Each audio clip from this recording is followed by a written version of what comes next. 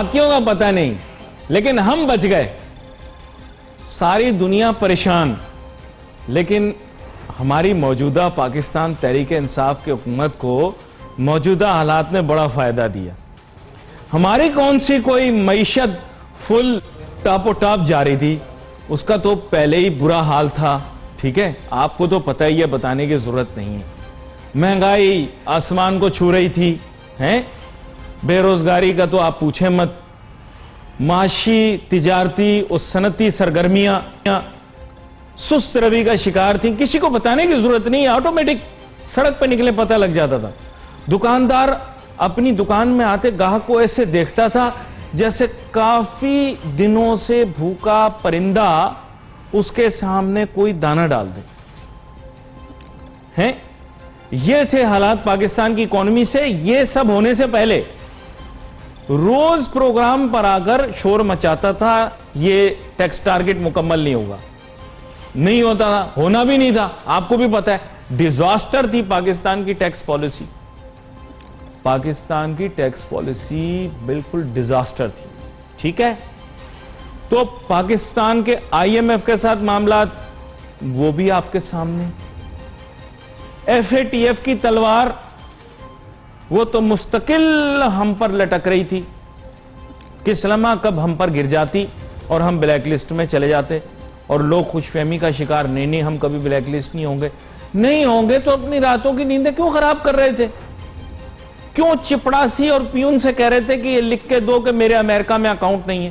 اگر F A T F کی تلوار اتنی سخت نہیں تھی، تو اتنی تیز نہیں تھی، تو کیوں ایسی کی ٹینشنیں لیتے پھر رہے تھے؟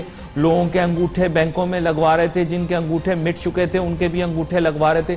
کائے کر رہے تھے یہ تماشے؟ اسی لیے کر رہے تھے نا. تو ایف اے ٹی ایف کی تلوار بھی لٹک رہی تھی، آئی ایم ایف کے قرضے بھی لوٹانے تھے، ورلڈ بینک کو کوئی کام بھی کر کے دکھانا تھا. اور پھر ورلڈ بینک کو چھوڑو، اپنی عوام کو بھی تو کوئی کام کر کے دکھانا تھا. اور آپ سب کو پتا ہے، میں تنقید نہیں کر رہا، برا وقت ہے، مشکل وقت ہے. کارکردگی اس حکومت کی کیا تھی؟ بہت ہی اعلیٰ. وہ اشارے غلط ہو گئے، بزرگ کی دعا ہے. تو وہ اعلیٰ کا نشانہ نہیں نکلا بلکہ اشارہ حقیقی نکل گیا. تو آپ کو پتہ ہی یہ حکومت کی کارکردگی کیا تھی معاشی فرنٹ پہ. تو آپ کو، ہمیں سب کو پتہ ہے. تو بھائی یہ تو بچا گیا ان کو، میں بتا رہا ہوں بچا گیا. ابھی بھی دیکھو جہانگیر ترین کو بچا گیا. یہ وہ آٹا چینی وہ اسکینڈل چل رہا ہے نا، اس کو بھی بچا گیا، یقین کرو. یہ تو پوری حکومت کو ایک طرح کا بیل آؤٹ مل گیا مفت میں. صحت کو چھوڑو، ملک بڑی مشکل میں جائے گا، حالات بڑے خراب ہوں گے، لیکن موجودہ حکومت کی 5 انگلیاں گھی میں اور سر کڑائی میں. یہ اچھی کہاوت ہے. اس کے معنی یہ خوشحال، فرسٹ کلاس. ان کو اور کیا چاہیے تھا؟ کارکردگی نیل بٹا نیل تھی. اب جو بھی آئے گا پاس اس کو بولیں گے یار دیکھو حالات کیسے چل رہے ہیں.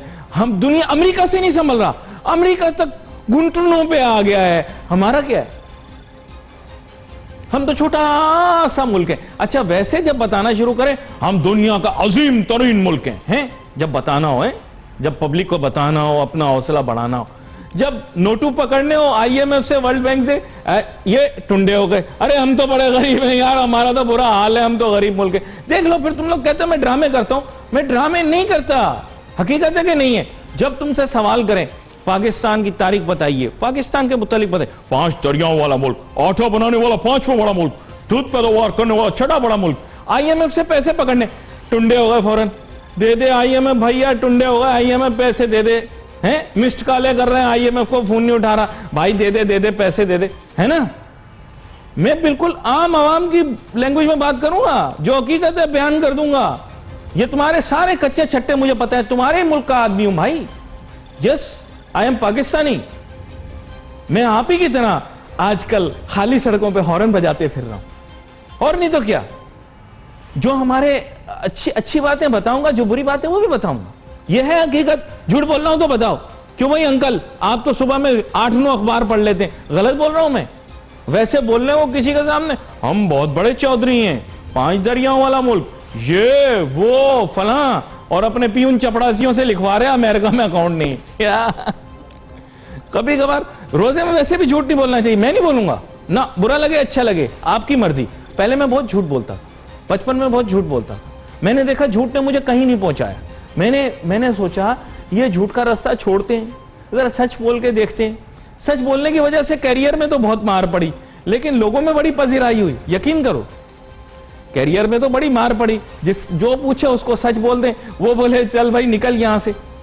लेकिन ये मीडिया पे बड़ी पजीराई हुई। लोग मीडिया को बुरा कहते हैं, मैं बता रहा हूं मीडिया बड़ी अच्छी फील्ड है। मीडिया बहुत अच्छी फील्ड। आजकल एक कैंपेन चली हुई मीडिया के खिलाफ। मैं एक ब्रेक के बाद वापस आऊंगा, फिर आपको बताऊंगा कि जनाबे वाला, एक तो मुख्तसरन ये बता दूंगे मीडिया के खिलाफ जो कैंपेन चल रही है ये नहीं चलानी चाहिए। मीडिया वालों को क्यों गाली निकालते हो यार, हम में क्या बुरा है? हम में भी अच्छे बुरे लोग हैं, जैसे तुम्हारी पुलिस में अच्छे बुरे लोग हैं, जैसे तुम्हारी पुलिस में बुरे बुरे लोग हैं, नहीं जैसे तुम्हारी सरकार में बुरे बुरे लोग अच्छे बुरे लोग हैं, जैसे तुम्हारी आवाम में बुरे बुरे लोग अच्छे बुरे लोग हैं, ऐसे मीडिया में भी कुछ अच्छे बुरे लोग। तो एक छोटी सी ब्रेक, फिर वापस हाजिर होते हैं।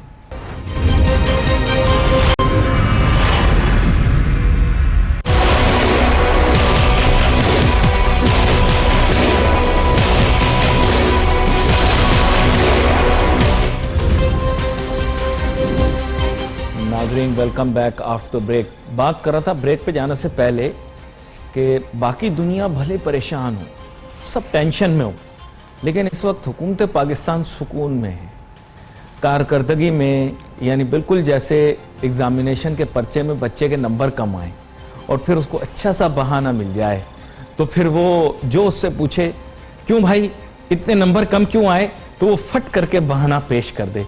इसी तरह हुकूमत पाकिस्तान की माशी कारकर्दगी जैसी भी रही हो माजी के अंदर, इनको बड़ा फायदा रहा है।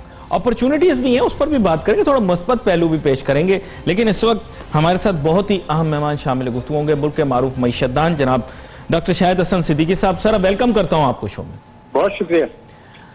शाहिद हसन सिद्दीकी साहब, अब बात असल में यह है कि हुकूमत की माशी कारकर्दगी पिछली दफा प्रोग्राम में हम डिस्कस कर रहे थे, इस सब कुछ होने से पहले भी अच्छी तो नहीं थी, मतलब खराबी तस्वुर की जाएगी, लेकिन अब तो इनके लिए तो ये एक बहुत ही अहम और अच्छी चीज हो गई है। इसकी वजह से जो भी कारकर्दगी में कमी बेशियां रह गई थी वो इसके ऊपर और इन मामलात के ऊपर जो है वो डाल देंगे और कहेंगे साहब देखे दुनिया पूरी परेशान है, हम अकेले थोड़ी हैं। तो जरा इसके ऊपर जरा मैं चाहूंगा आप एक तज्जिया पेश करें और किस तरह ये उसको भी मौजूदा हालात के अंदर आपको पता होगा आटा चीनी स्कैंडल भी जो आया है उसको भी इसकी नजर कर दिया है। जी बहुत शुक्रिया। पहले मैं आपको मुबारकबाद देना चाहता हूँ कि आपने एक इंतहाई आम नुक्ता उठाया। बिल्कुल रिकॉर्ड पर यह है कि माली साल 2019 और फरवरी 2020 तक इस हुकूमत की जो माशी कारकर्दगी थी वो इंतहाई नाक़िस थी और जो विरासत में इनको मिली थी उससे कहीं ज्यादा खराब थी। यानी मईशत की शरह नमू सुस्त हुई थी, टैक्सों की वसूली गिरी थी, बजट खसारा बढ़ा था, मुल्क की बचतें जो है वो गिरी थी, फॉरेन डायरेक्ट इन्वेस्टमेंट गिरा था और कर्जों में बेतहाशा इजाफा हुआ था, रुपए की कदर गिरी थी और शरह सूद बेतहाशा बढ़ा था। उसकी जो बुनियादी वजूहात थी दो थी, एक तो ये कि इनकी गलत पॉलिसियां, नाक़िस पॉलिसियां, और नंबर 2 इस हुकूमत ने, मैं एक रिकॉर्ड पे कह रहा हूँ, जिम्मेदारी से कह रहा हूँ, इस हुकूमत ने ताकतवर तबकों को, टैक्स चोरी करने वालों को, कौमी दौलत लूटने वालों को जो मराद दी हैं वो दुनिया की तारीख में किसी ने नहीं दी कभी और पाकिस्तान की 70 साल तारीख में नहीं दी गई। मसलन इन्होंने कहा कि रिश्वत के पैसे का, चोरी के पैसे से अगर प्रॉपर्टी बना ली है, बिल्डिंग बना ली है जो कि नजर आ रही है, प्लॉट है जिसको आप लेके पैसा वसूल कर सकते थे, उसको कहा कि 1.5% आप दे दें और आपका प्रॉपर्टी जो है वो माफ। ऐसा दुनिया में कहीं नहीं हुआ, पाकिस्तान में नहीं हुआ और बोझ आवाम पर डालते चले गए। अब ये तमाम नाकामियां जो नजर आ रही थी, तो मैं आपको बता दूं कि फरवरी से पहले जब कोरोना नहीं था, मैंने रिकॉर्ड पर यह कहा था कि इस हुकूमत के 5 साल दौर में जो मईशत की औसत शरह नमू रहेगी वो उससे कम रहेगी जो इनको विरसे में मिली थी और अफराद दर उससे बहुत ज्यादा रहेगा 5 साल का औसत जो इनको विरसे में मिला था ये कोरोना से पहले। अब तो इनकी लॉटरी निकल आई, क्योंकि अब ये करेंगे कि 1-2 साल तक जो डाकू के साथ ये भी कहते रहेंगे कि जनाब कोरोना, और सारा उसके खाते में डाल के ये लॉटरी निकल आई और उससे ये फायदा उठाएंगे। मुल्क का क्या नुकसान होगा, میں صرف اس کی ایک مثال آپ کو یہ دے دوں کہ 1.5 سال کے میں جو اس حکومت کے دور میں قرضوں میں اضافہ ہوا ہے 1.5 سال میں، وہ پاکستان کے 63 سال میں اتنا نہیں تھا آزادی کے بعد سے، 63 ایئرس میں اتنا 1.5 سال میں ہو گیا، اس کو کوئی پوچھنے والا نہیں ہے. نمبر 1. تو اب سوال یہ پیدا ہو رہا ہے کہ اگر یہ پالیسی بنانی ہے کہ عوام کو کچلنا ہے، جس کی تازہ ترین مثال آپ کو میں دے دوں تاکہ لوگوں کو پتہ چلے جو لوگ افیکٹ ہو رہے ہیں. جب اسٹیٹ بینک نے شرح سود کم کی جو ہے وہ 13.25 سے کم کیا، انہوں نے 9% پر لیا ہے، بڑا اچھا فیصلہ تھا. تو اس سے فائدہ پہلے کس کو دیا گیا کہ پاکستان میں 51,000 بورورز، 51,000 بورورز، وہ 51,000 بورورز میں 7,000 ارب روپے کے قرضے لیے گئے، 7,000 بلین. ان کی شرح سود کم کر دی، ٹھیک ہے کم کر دیں آپ، لیکن اس کے بعد اسٹیٹ بینک نے سرکولر ایشو کر دیا کہ جو 2 کروڑ لوگ ہیں کھاتے دار، 2 کروڑ پاکستان کے جنہوں نے بینکوں میں بچت کھاتے رکھتے ہیں، جن کے 8,000 ارب روپیہ بینکوں میں پڑے ہیں، ان کی شرح منافع فروری میں تھی 11.25%، اس کو کم کر کے 7.5 کر دیا. تو آپ نے 2 کروڑ لوگوں کو تو یہاں 325 ارب روپے کا نقصان پہنچا دی. پھر ہمارے مشیر خزانہ جن کو آپ دے کر آئے ہیں وہ بھی پیچھے نہیں رہے، انہوں نے قومی بچت اسکیموں نے کہا کہ جو بیوائیں ہیں، جو یتیم ہیں، جو مسکین ہیں، جو پینشنرز ہیں، جو معذور افراد ہیں، جو بزرگ شہری ہیں، عام آدمی ہیں، جنہوں نے قومی بچت اسکیموں میں پیسہ لگایا ہے، ان میں 2 سے 3% کمی کر دی. جی کیا اب یہ میں آپ کو ریکارڈ میں بتانا چاہتا ہوں، لکھ لیں آپ، حکومت کو میں چیلنج کر رہا ہوں کہ جو اسٹیٹ بینک نے شرح منافع 2 کروڑ لوگوں کا کم کیا ہے، وہ بینکنگ کمپنیز آرڈیننس 26A اور 40A کی خلاف ورزی ہے. اسٹیٹ بینک کو یہ اختیار ہی نہیں تھا، یہ قانون کے خلاف ہے، چاہے سپریم کورٹ سے نوٹس لے یا شریعت کورٹ لے یا کوئی اور لے، تو یہ قانون کے خلاف ورزی کر کے 325 ارب کا نقصان پہنچایا گیا. اسٹیٹ بینک کو اختیار نہیں تھا کیونکہ یہ ہے نفع نقصان میں شرکت. تو ایک طرف تو قانون کی خلاف ورزی کر کے آپ 2 کروڑ لوگوں کو کچلتے ہیں، دوسری طرف آپ قانون نیا بناتے ہیں کہ جن لوگوں نے چوری کا پیسہ، رشوت کا پیسہ ہے، اگر وہ کنسٹرکشن میں لگائیں گے تو معاف ہو جائے گا رضا. تو یہ کھیل کیا ہو رہا ہے؟ پھر پیٹرول میں آپ نے دیکھا کہ 30 روپے لیٹر مزید کم ہونا چاہیے تھا، جو انہوں نے کم نہیں کیا. اس کی وجہ یہ ہے کہ اب سے کچھ مہینے پہلے ہائی اسپیڈ ڈیزل پر 8 روپے لیٹر ٹیکس تھا، انہوں نے اس کو 30 روپے کی کر دیا. جنوری 19 میں جو جی ایس ٹی تھا منیمم وہ 0.5 تھا پیٹرولیم مصنوعات کا، انہوں نے 17% کر دی اس حکومت نے. اس طرح سے پیٹرول کی قیمت آپ عوام کو منتقل نہیں کر رہے، اور جتنے لوگوں نے قرضے کیے ہیں ان کو معافیاں دے رہے ہیں، ان کو ایکسٹینشن دے رہے ہیں. ابھی اسٹیٹ بینک میں میرے پاس فگر آئی ہے کہ 326 ارب روپے کے جو قرضے تھے 3 لاکھ لوگوں کے، ان کو 1 سال کی مہلت دے دی. تو ضرور سب کچھ دیں لیکن عوام کو بھی تو کچھ دیں. اور جب آپ کا جو آپ نے سوال اٹھایا ہے، میرا کہنا یہ تھا کہ اگر آپ کی ٹیکس کی وصولی گر رہی ہے، جو کہ گری تھی، اب انہوں نے یہ کیا کہ یہ ٹیکس کی وصولی بڑھانے کی کوشش ہی نہیں کر رہے، کیونکہ جون تک جو ہے اس کے کھاتے میں ڈال دیں گے اور اگلے سال کا بیچ ہے وہ کم رکھیں گے ٹیکس کی وصولی. تو جب آپ کی ٹیکس کی وصولی نہیں بڑھ رہی، ملک کی بچتیں جو ہیں وہ گر رہی ہیں، سرمایہ کاری نہیں ہو رہی، تو معیشت کیسے چلے گی؟ مجھے کوئی اس بات کا جواب دے دے کہ آپ کس چیز کی بنیاد پہ معیشت کو آگے لے کر نہیں. وہ آپ نے پچھلی دفعہ بھی ہمارے خواب توڑ دیے تھے، پچھلی دفعہ بھی ہمارے خواب اور ہماری امیدیں چکنا چور کر دی. ہم تو سوچ بیٹھے تھے کہ آئی ایم ایف والوں کو ہم پہ اتنا پیار آئے گا اس معاملے کے بعد، ان کا دل ہمارے لیے نرم ہو جائے گا، وہ سارے قرضے معاف کر دیں گے، ورلڈ بینک والے بھی مزید دے دیں گے. تو آپ نے تو کہا کہ صاحب ایسا کچھ ہونے والا نہیں ہے. تو کہیں ابھی تک اس امید پہ تو نہیں بیٹھے ہوئے کہ وہ لوگ قرضے ورزے معاف کر دیں گے، بلکہ مزید اور پیسے دے دیں گے؟ جاؤ بیٹا کھیلو، مزے کرو. دیکھیے میں آپ سے عرض کر دوں کہ وہ میں نے جس دن یہ پہلے دن کہا تھا، میں نے سپریم کورٹ میں کہا تھا، یہ ریکارڈ پر سپریم کورٹ میں جس دن میں کہا تھا. یہ آپ کی آواز مجھے واضح نہیں آ رہی ڈاکٹر شاہد حسن صدیقی صاحب. میں دوبارہ آپ سے رابطہ کرتا ہوں، مجھے ایک چھوٹی سی بریک کے بعد واپس آتے پھر سے آپ کے ساتھ رابطہ قائم کریں گے. Let's take short break.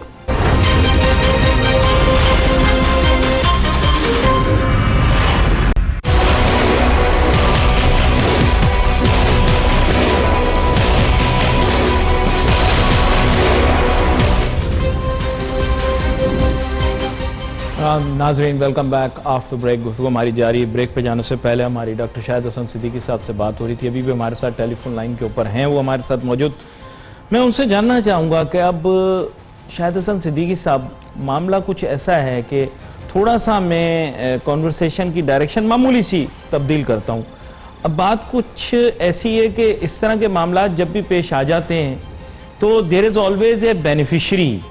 آپ کے خیال سے کیا پاکستان کی اکانومی اس سچویشن کی بینیفیشری بن سکتی ہے اگر ہم کسی طرح اپنے آپ کو موڈیفائی کر لیں یا موجودہ حالات کے مطابق اپنے آپ کو ڈھال لیں یا تبدیل کر لیں؟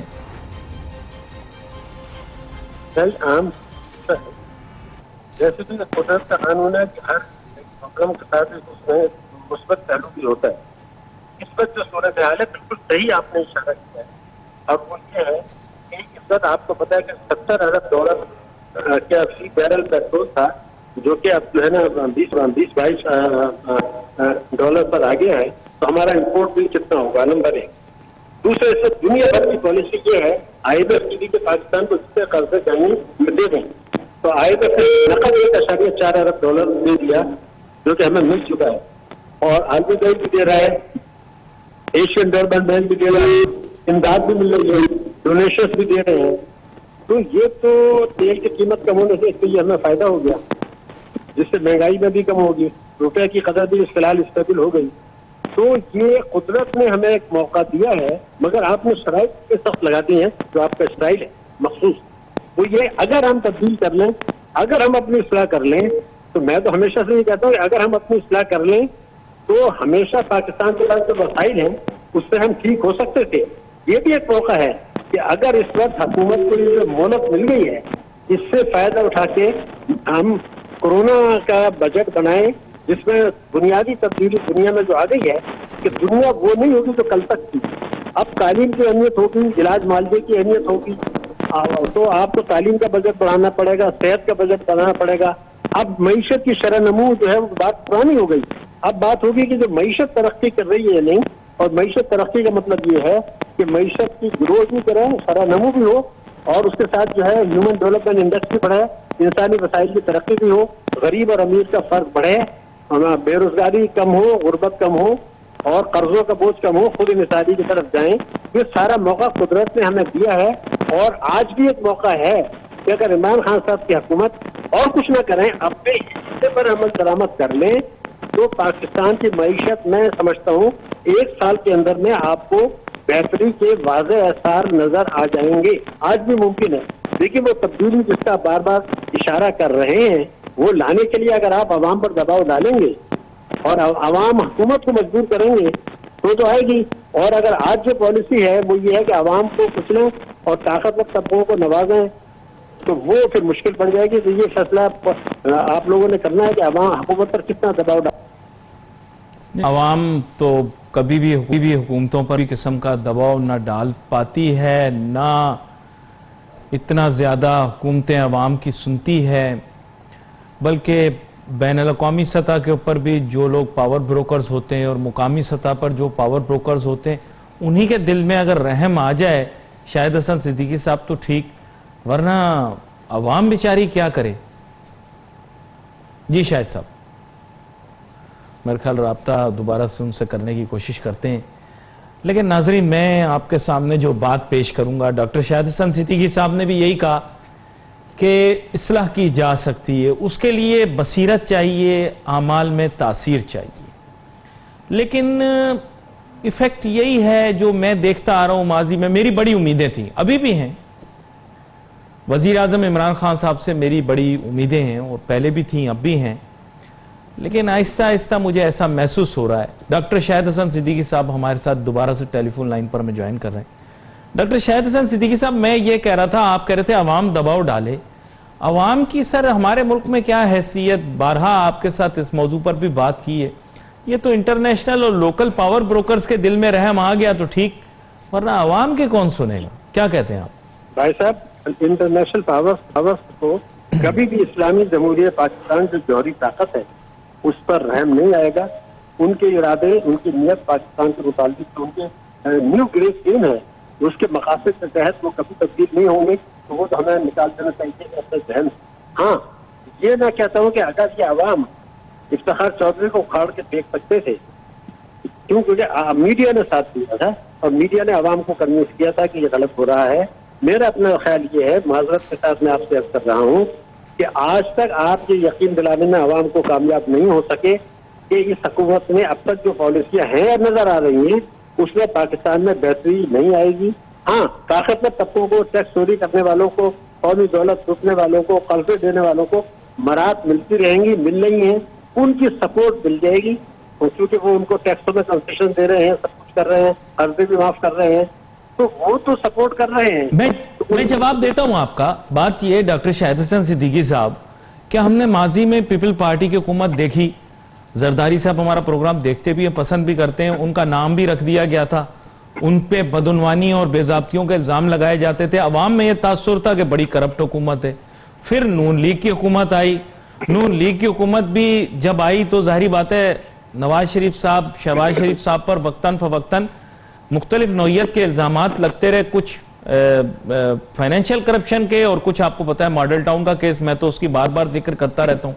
تو لوگوں نے کہا کہ ان دونوں کو ہم نے موقع دے دیا, یہ کچھ نہیں کر سکے, ہم عمران خان کو موقع دے کر دیکھتے ہیں یہ معاملات کو ٹھیک کر دیں گے. تو اسی لیے وزیر اعظم عمران خان صاحب کو موقع بھی دیا, اور اب ہم اسی لیے آپ کے سامنے مقدمہ یہی پیش کر رہے ہیں کہ بھئی ہمارے پاس اور کوئی چوائس نہیں ہے, یا پھر ہم آمروں کی طرف دیکھیں یا پھر یہ جمہوریت کے جو ہمارے سمراٹ ہیں ان کی جانب دیکھیں.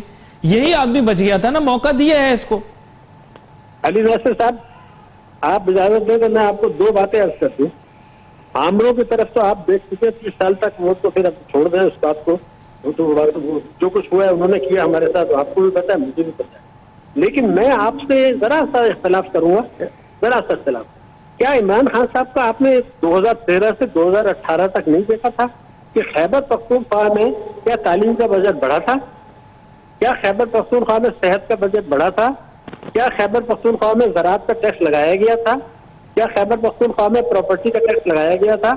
کیا 5 سال تک خیبر پختونخوا میں عمران صاحب کو جہاں میجورٹی تھی ان کی پرفارمنس پنجاب یا سندھ سے بہتر تھی ٹیکس کے معاملات میں, صحت کے معاملات میں, تعلیم کے معاملات میں؟ اس کا جواب ہے کہ نہیں. کیا عمران خان صاحب نے 2013 سے 2018 تک خیبر پختونخوا میں اپنے ایجنڈے پر عمل کیا تھا؟ جواب ہے کہ 100% نہیں. تو اگر وہ 5 سال نہیں کیا جب ان کی میجورٹی تھی, اب تو ان کی میجورٹی نہیں ہے, اب تو وہ اگر 2-4 لوگ ناراض ہو گئے, آپ کو بھی پتا ہے مجھے بھی پتا ہے کہ وہ ناراض ہو گئے تو کیا ہوگا, تو کیسے کریں گے؟ تو یہ تو بات دونوں باتوں سے ایگری نہیں کرتا, لیکن الٹرنیٹ تو کسی کا بھی موجود نہیں ہوتا, یہ اللہ تعالیٰ فراہم کر دیتا ہے. لیکن میں تو کہتا ہوں آپ دباؤ ڈال کے انہیں سے کام کرائیں, کم سے کم 3 سال تو ان کے اوپر دباؤ ڈالیں, اتنا ڈالیں کہ ان کو جو ہے نیند آرام ہو جائے کہ وہ ٹھیک کریں. تو لیکن یہ مت کہیں کہ ان کو 5 سال موقع نہیں دیا تھا. ہمیں تو پتہ تھا جب وہ آئے تھے کہ انہوں نے خیبر پختونخوا میں کچھ بھی نہیں کیا ہے, نہ تعلیم میں, صحت میں, نہ ٹیکس میں. نہیں, لیکن دیکھیں نا, اصل بات یہ ہے کہ ہمارے ملک کا بنیادی مسئلہ ہم بے ضابطگیاں اور بدعنوانی سمجھتے رہے, اور آج بھی ہے. میں آپ کو بتاؤں بہت کرپشن ہے اس ملک کے اندر, اور یہ تو ابھی بیماری یا وبا آئی ہے, میرے خیال سے اس سے زیادہ بڑا عذاب ممکنہ طور پر اس ملک پر اور اس ملک کی عوام پر آ سکتا ہے, کیونکہ یہ رشوت بھی دیتے ہیں اور پھر اس کے بعد ان کا سلسلہ ربا کا بھی ہے. سر میں یہ ذکر تو نہیں کرنا چاہ رہا تھا پروگرام میں, دینی معاملات کے اوپر یا شرعی معاملات پہ میں گفتگو نہیں کرتا, لیکن ماجرا کچھ ایسا ہے کہ اعمال تو یہاں پر ٹھیک نہیں ہے, اجتماعی طور پر بھی اور انفرادی طور پر بھی. تو میں صرف حکمران کو اس کا مرجع الزام نہیں ٹھہرا سکتا. سر آپ نے 100% صحیح بات کہی ہے, کیونکہ صحیح ہے ربا کا چونکہ آپ نے کہا, تو اگر فیڈرل شریعت کورٹ جو ہے وہ وفاقی شریعت 2002 سے یہ مقدمہ آج تک لے کے بیٹھی ہے, اور ان کو وہ قانون یاد نہیں ہے 38F, Islamic republic of Pakistan 38F, کہ حکومت کی ذمہ داری ہے کہ جتنی جلدی ہو ربا کا خاتمہ کریں. اور ہماری فیڈرل شریعت کورٹ 2002 سے یہ مقدمہ لے کے بیٹھی تھی, وہ اس پہ فیصلے ہی نہیں دیتے, اور نہ ان کا ارادہ ہے نہ دینے کا. ہماری پارلیمنٹ بھی یہ شور نہیں کر رہی, ہماری دینی جماعتیں بھی جو جب وہ مقدمہ چل رہا تھا نواز شریف